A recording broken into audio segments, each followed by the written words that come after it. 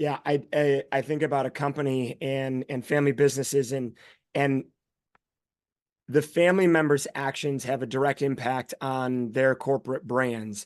In this situation, it's the name on the side of the building. Yeah. And I mean, so what happens in that building is associated directly with that individual, and it's Coach K and his mom. So I get the significant risk. And so I would assume on your side as the CEO, um, you take that responsibility very seriously and figure out, okay, how are we mitigating any kind of downside risk, both in reality or optics, around what could happen with this organization. That's right. We have to. But I don't want to make it sound harder. It is hard. But I don't want to make it sound as though they're two separate goals and entities, because if we're doing our best work, and that has always been the commitment here, if we're doing our best work, then we're serving students and families at a high level, then we're acting within integrity, then we're doing authentically important work, then all the risk protocols that should be in place are, and then those things also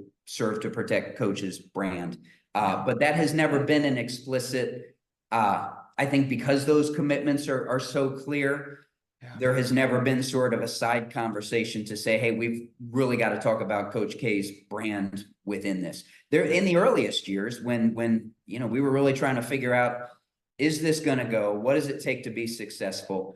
I don't want to pretend that as an organizational leader at that time, there weren't some thoughts of, hey, if this doesn't work and we put a chain and a padlock across the front door, yes, this is a disservice to kids in Durham, but this is not consistent with Coach K's brand. That was not a conversation, but that was certainly a known. We need this to work for kids in Durham, and that's the most important thing. But as an organizational leader here, I felt some pressure to say, hey, this is, there's a lot of skin in the game for Coach here, and a part of this obligation to do great work.